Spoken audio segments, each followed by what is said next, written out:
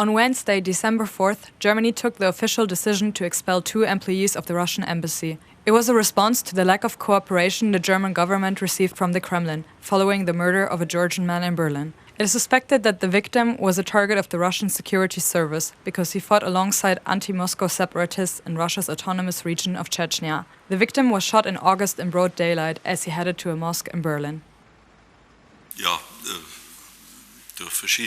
As a result of a sequence of events, it was, thank God, possible to detain the suspect. And we can only be grateful to those who alerted the police. And following this, in Germany, there is a criminal process that deals with this sort of incident, and in the case of a crime, with this kind of significance. And with this background, I can only thank the Attorney General that they have taken it on. The murder was another Russian provocation in Europe, following on the heels of the Skripal case, in which a former Russian spy was poisoned on British soil. A spokesperson for the German Foreign Ministry stated that Russian authorities refused to cooperate with the investigation. The Kremlin denies any involvement in the case.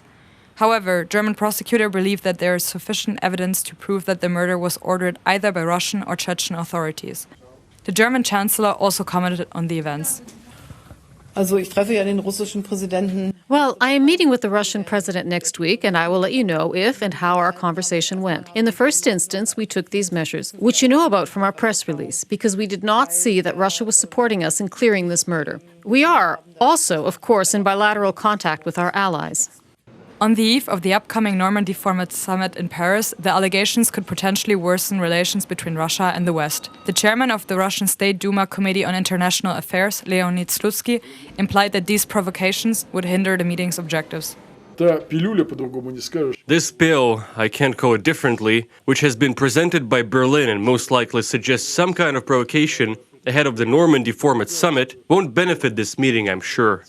German Chancellor Merkel in turn responded to Slutsky's statement. I don't think that our Normandy summit is burdened by this. It's about Ukraine and the question of progressing in the Minsk process. But for bilateral relations, this is an incident where we didn't receive any active support from Russia in order to clear this case. Russia has already announced that it will respond to Germany's decision in a symmetrical fashion.